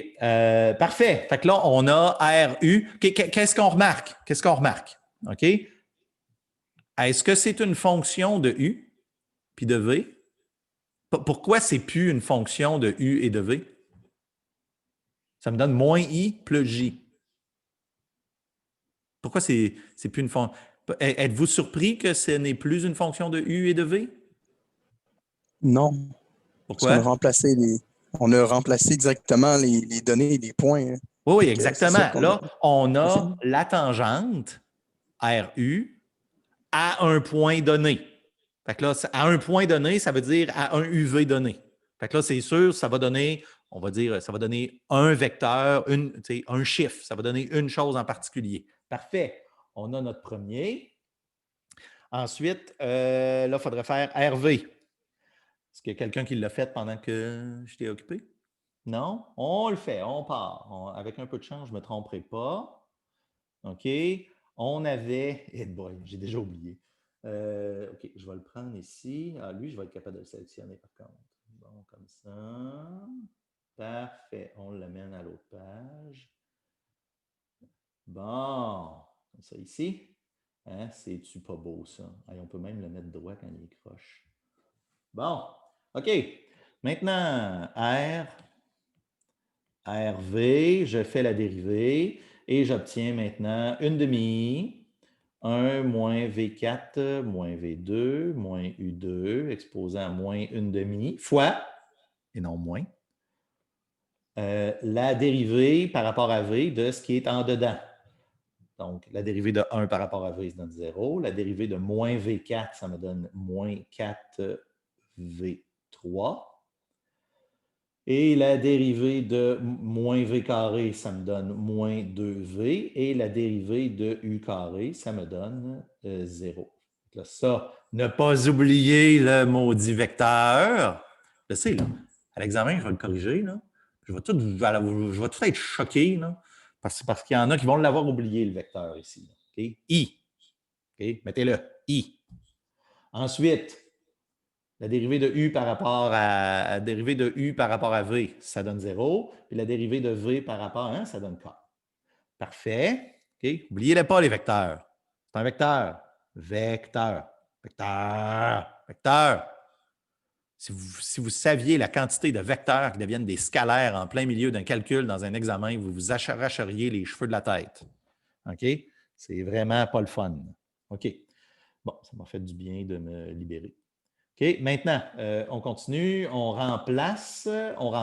Donc, on a ici une demi. Après ça, ici, ça va me donner encore une fois 0,5 à la moins. Excusez. Ça ici, on le sait que ça donne une demi. OK, parce que c'est la valeur. C'est la valeur. OK, ça donne 1 sur une demi fois moins 4 fois 0,605 à la 3 moins 2 fois 0,605 à la rien égale à plus I plus K. Voyons, excusez, là, je triche un peu. OK. C'est bon? Là, on fait le calcul, on remplace avec les chiffres, on tourne la manivelle et ça nous donne moins 2,096 I plus K. C'est bon? Encore une fois, ça ne dépend pas de U et de V. Ça ne dépend pas de X ou de Y parce que j'ai une surface que, honnêtement, je ne sais pas de quoi elle a l'air encore, mais j'ai une surface, puis je l'ai en forme paramétrique, puis je me suis placé à un point. Fait qu'en ce point-là, ça ne sera pas une tangente qui va dépendre de X, de Y, de U, puis de V, puis de Z. Je suis à un point donné. Il faut que ça me donne une constante, c'est sûr. OK? Donc, on a nos deux tangentes. Fait que là, maintenant, on est rendu à obtenir notre normale. La normale, c'est quoi? Ça va me donner RU fois RV. OK? Le produit vectoriel. Ça ne me tente pas de le faire. OK? Parce que là, le problème, on a presque fini. Voyons. OK? On a presque fini notre problème. OK? À partir d'ici, j'arrête. OK? J'arrête ce problème-là parce que la suite, c'est 736, page 736, exemple 3, en bas. OK?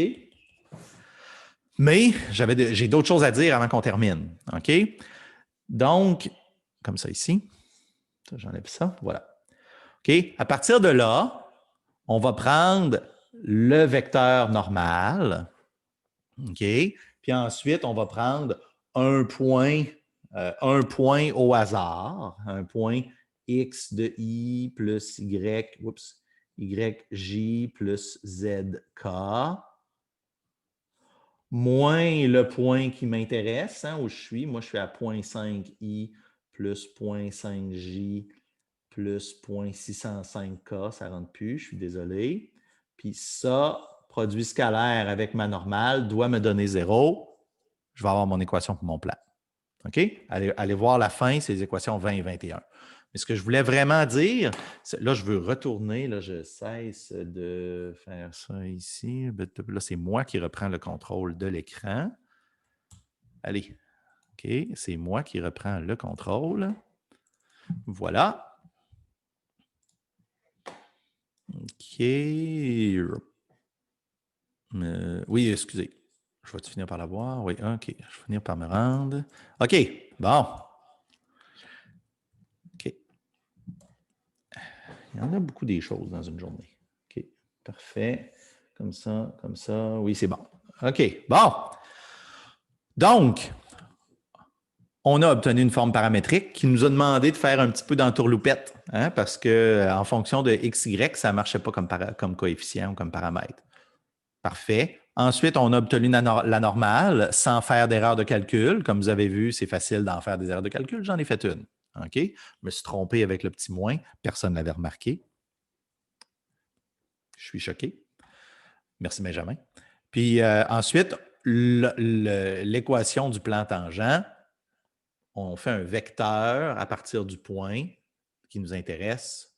On fait le produit scalaire avec la normale. Il faut que ça nous donne 0. C'est la solution. On a terminé. J'aimerais, il y a un commentaire qui est important, qui est donné dans le livre tout de suite après ça. C'est qu'est-ce qu'on aurait fait si, parce que là on a dit, oups, je ne suis pas capable d'isoler Z. Puis, on s'en est sorti parce qu'il y avait, on a pu faire finalement, on a été capable d'isoler X. Mais supposons que je ne suis pas capable. OK? Supposons que je ne suis pas capable. Là, en fait, là, j'en ai pris une ici, je ne l'ai pas mis assez compliqué. Excusez, là, je vais aller la compliquer plus que ça. Là, Z carré. Puis, on m'a rajouté un sinus, juste pour être certain que ça soit le bordel. Là. Tiens, l'affaire de même. Bon. OK. Oups. Ça va mal, hein? OK, hop. Bon. Si on avait une fonction comme ça, là, ça ne sert à rien. Là. On ne s'en sortira pas. Là. On ne peut pas isoler Z, puis on ne peut pas isoler X, puis on ne peut pas isoler Y. Fait qu'on est. Puis essayer de prendre ça puis de mettre ça sous forme paramétrique, ce ne sera pas facile. OK? En fait, j'ai pas mal l'impression que c'est pas. En tout cas, si c'est faisable, bon chance, comme on dit, comme mes amis anglophones disent. Fait que là, qu'est-ce qu'on fait? On n'est pas capable de faire, notre truc. On n'est pas capable de la paramétrer à la mitaine, je vais dire. Fait que je fais quoi? On l'a appris, là, je vous en ai parlé il y a 2 semaines. Qu'est-ce qu'on fait?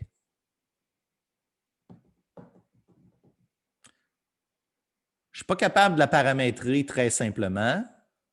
Puis mon petit truc avec Z de f de xy, je ne suis pas capable de le prendre. J'abandonne, je change de programme, je m'intéresse à autre chose. Je dis finalement, ce n'est pas intéressant ce projet de recherche-là. Ça va en philosophie à la place. Comment? Ça va en philosophie à la place. Ils ont moins d'équations, eux autres, ça c'est vrai. Est-ce qu'on pourrait faire une expansion en série de Taylor? Ben oui, il faut faire l'équation en série de Taylor. Là, je sais juste qu'il faut que j'aille à mon autre diapo d'après parce que j'ai changé l'équation. OK? On fait l'expansion en série de Taylor parce que l'expansion en série de Taylor, puis ça, je ne serais pas assez méchant pour vous donner ça en examen. Là. OK? Mais l'expansion en série de Taylor, en physique, dans des vrais problèmes, c'est vrai que ça va arriver. Parce que des fois, on va arriver, on ne sera pas capable de paramétriser notre surface ou notre volume ou la chose qui nous intéresse. On va être coincé, on va dire, ben, dans ce cas-là, je vais m'intéresser à probablement que je suis très intéressé au bout du cylindre ou au bout de ma forme un petit peu difficile. Ah, ben, je vais me trouver un point dans ce coin-là, puis je vais faire l'expansion série de Taylor autour du point qui m'intéresse. On va réduire le problème un petit peu parce qu'on n'aura pas une belle forme partout, mais au moins, on va en avoir une petite. Parce que c'était ça que je vous ai montré, en vous le cachant un peu, mais je vous ai montré à un moment donné que même quand on a une relation comme ça, on est capable de faire l'expansion en série de Taylor. Je n'ai pas besoin d'isoler Z pour avoir l'expansion en série de Taylor. C'était quand même assez surprenant, là. Mais je n'ai pas besoin d'avoir une relation pour Z pour être capable de faire mon expansion en série de Taylor de cette fonction-là autour d'un certain point. C'est quand même assez très, très bien. OK? Fait que là, c'est aussi fait. OK? C'est aussi fait dans le problème, à la page 737 dans le livre. Peut-être que quand vous l'avez lu, vous n'aviez pas compris l'importance de ce parti-là. Mais c'est que, tu sais, notre but, c'est de finir par paramétriser. Puis des fois, il faut prendre des trucs. Puis des fois, il faut vraiment dire, ben, coudonc, j'abandonne, je ne serai pas capable de le faire partout, je vais juste le faire autour d'un point qui m'intéresse. Mais à la fin, c'est montrer comment, si on fait l'expansion en série de Taylor autour du point qui nous intéressait, point 5.5, point 605, on arrive encore une fois avec la même équation pour le plan tangent. Pourquoi? Parce que l'expansion série de Taylor est valide autour du point. Bien, c'est invalide autour du point, elle va être valide sur le point. Fait que ce que je vais obtenir pour les dérivés, ça devrait être correct, ce qui est dans le cas ici vrai. OK? Bon, parfait. Il est quelle heure? Il est 14. C'est rendu le temps de conclure. Là, attends un peu. Je m'en vais voir dans le chat. Oui, OK, c'est bon, c'est beau. OK, je pense qu'on est correct. Maintenant, je conclue. Il a fallu prendre notre temps ce matin pour paramétriser nos surfaces parce que quand on va se lancer dans les intégrales sur les surfaces à 15.5, puis les intégrales sur les volumes, mais surtout les intégrales sur les surfaces, là, vous l'avez déjà lu, les mathématiques, il y a un petit peu le mot exact que je cherche, il y a un petit peu de complexité, on va dire. Hein? Quand on essaye d'aller chercher l'élément de surface, là, à un moment donné, là, il y a comme une équation bizarre là, avec EG moins F carré. Là. Puis là, on ne sait peut-être pas trop d'où ça vient. Parfait, on va se lancer la prochaine fois. Là, aujourd'hui, qu'est-ce qu'on a fait? On a paramétrisé nos surfaces. On a trouvé différents trucs pour les paramétriser. Puis quand on n'était pas capable, on a dit, ben dans ce cas-là, je ferais une série de Taylor, puis je m'intéresserais juste autour d'un point. Puis si je m'intéresse à plein de points, ben je ferais plein de séries de Taylor. OK? Puis ça marcherait. Pourquoi on faisait ça? Parce on s'en vient intéressé. On n'est pas rendu. Notre but, c'est de faire ce qu'on va faire au prochain cours. OK? On va faire 15.5 et 15.6. Là, on va faire des intégrales sur ces surfaces-là qu'on a pris le temps de paramétriser et qui est un petit peu plus compliqué. Puis, on va faire les volumes. On va faire les deux en même temps mardi prochain. Je pensais finir aujourd'hui, mais finalement, non. J'aimais mieux aller un petit peu plus doucement. Je pense que ça fait le tour pour aujourd'hui. Est-ce qu'il y en a qui ont des questions? Moi, je sens que j'ai tout dit ce que je voulais dire pour aujourd'hui. Est-ce qu'il y en a qui ont des questions? J'ai une question, mais ça n'a pas rapport avec ce qu'on a vu aujourd'hui. Ah, ben, j'écoute quand même. Si c'est d'intérêt général, on va. Dans la section 15.2, dans les exercices, il parle de la formule de Serret-Freinet, puis la plupart des exercices parlent de ça. Fait que est-ce que c'est important? Hey boy, je ne sais même pas c'est quoi. OK, c'est bon. Je ne sais pas c'est quoi. Fait que Si je ne sais pas c'est quoi, je ne poserai pas de questions là-dessus. Non, non, c'est je sais vraiment pas. Là, tu m'intrigues. Je vais aller vérifier, mais non, je n'ai pas fait ce problème. Voilà. OK, c'est Juste bon. pour rappeler pour le devoir, OK, pour le devoir, OK, c'est pas nécessairement un devoir, c'est un devoir où il faut la crinquer, la manivelle. OK? On crinque la manivelle, il y a des problèmes, il faut se rendre au bout. OK? Je ne vous ai pas mis les formules pour les moments d'inertie parce que vous avez fait les moments d'inertie avec Hugo, de toute façon, hein, dans votre cours. Oui? Et que je ne vois pas. Oui? Oui? OK. Bien, les moments d'inertie, je veux juste m'assurer que vous comprenez bien, le centre de masse et le moment d'inertie, ce n'est pas la même fonction. Hein? Ce n'est pas la même chose. Fait que dans le problème sur le Beyblade, que j'étais super content d'avoir trouvé, le centre de masse, c'est une chose, puis le moment d'inertie autour de l'axe Z qui passe par le centre de masse, c'est une autre chose. Le seul but dans tout ça, c'est que vous calculiez des intégrales de volume, je dirais, dérangeantes. OK? Puis la raison pourquoi je vous fais mal dans les devoirs, je le sais que c'est pas le fun. Ben, pas le fun. Non, c'est pas vrai. Moi j'ai beaucoup de fun. OK? J'ai beaucoup de fun à vous les donner. C'est pas à l'examen que je vais vous poser des questions salopes de même. Mais moi, je vous prépare pour le reste de votre bac. Fait que pour le reste de votre bac, il va en avoir des affaires difficiles. Fait que je vous les donne en devoir. Faites-les de façon sérieuse. Tout d'un coup, que je reprendrai une version simplifiée de ça à l'examen. OK? Mais évidemment, à l'examen, vous regarderez les questions que j'ai rendues disponibles. Vous verrez, mes questions ne sont pas si difficiles que ça. OK? En fait, l'examen l'année passée avait été très bien réussi à la fin de la session. Donc, si c'est terminé, sur ce, je vous laisse, puis on continue avec 15-5, 15-6 mardi, puis je vais essayer de rattraper un petit peu le temps perdu, mais ce n'est pas grave, je m'étais gardé un cours de libre à la fin. Alors, bonne fin de journée.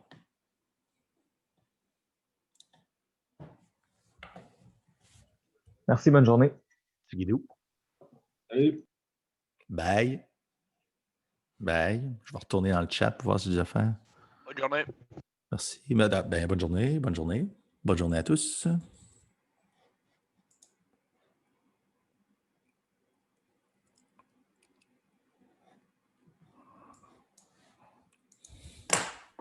Daniel, j'aurais peut-être une petite question. Oui, Simon, je t'écoute. Le cross-product, là, je ne me souvenais pas vraiment d'en avoir fait au cégep. Fait que je suis allé voir la capsule de Tree Blue One Brown. Là. OK, pour le produit vectoriel, c'est ça? Oui. Oui, pour le produit vectoriel. Puis là, lui, il utilise une méthode il fait un déterminant d'une matrice 3 par 3 parce qu'on a IJK. Oui. Va arriver? Oui, mais est-ce que ça va arriver au pire, ça va toujours être une 3 par 3 parce que même s'il n'y a pas de cas, on met 0. C'est ça? Oui, exactement. Parce que le produit vectoriel, c'est un produit, on va dire, c'est un produit bâtard un peu. C'est un hasard que le produit vectoriel en 3D, ça donne un vecteur en 3D. Le produit vectoriel en 2D, dans le plan XY, le produit vectoriel, ça donne quelque chose dans le plan Z. Puis en 4D, ça donne de la cochonnerie. OK? Fait que c'est vraiment un produit particulier, le produit vectoriel. Les vrais mathématiciens, parce que moi, je ne suis pas un vrai mathématicien, je suis un amateur. Les vrais mathématiciens, il y a un nom, je ne me rappelle plus c'est quoi exactement, le nom exact, là, mais le produit vectoriel, c'est un produit particulier, tensoriel, que j'oublie le nom exact. Mais finalement, c'est ça. On fait la meilleure façon de le faire, c'est il n'y a pas de. Il n'y a pas de raison, c'est pas tout à fait vrai. Il y a sûrement une raison profonde en arrière, mais on fait un déterminant. On l'écrit sous la forme d'un déterminant parce que ça marche. Vraiment, c'est plus que ça. Sa vidéo était assez bonne. j'ai parcouru tous les sites Internet avant de tomber sur cette vidéo par hasard. Puis c'est la seule qui a utilisé une explication de déterminant. Les autres, ils faisaient apprendre des schémas par cœur. Puis j'ai fini par comprendre, hein, c'est un déterminant, ce schéma-là. Oui, OK. Ben, je vais aller le lire. Je vais aller l'écouter. Je ne les ai pas toutes écoutées, ces capsules encore. Là. Ils sont quand même pas mal assez souvent excellentes. Là. Fait que je vais aller. Tu m'enverras le lien si tu avais le temps. Ça serait super. Je le prendrai. Oui, je l'enverrai par courriel. Oui, n'importe comment. Je suis prêt. Parfait. OK. Bon, ben C'est super. bon, mais merci. OK, Salut. bye.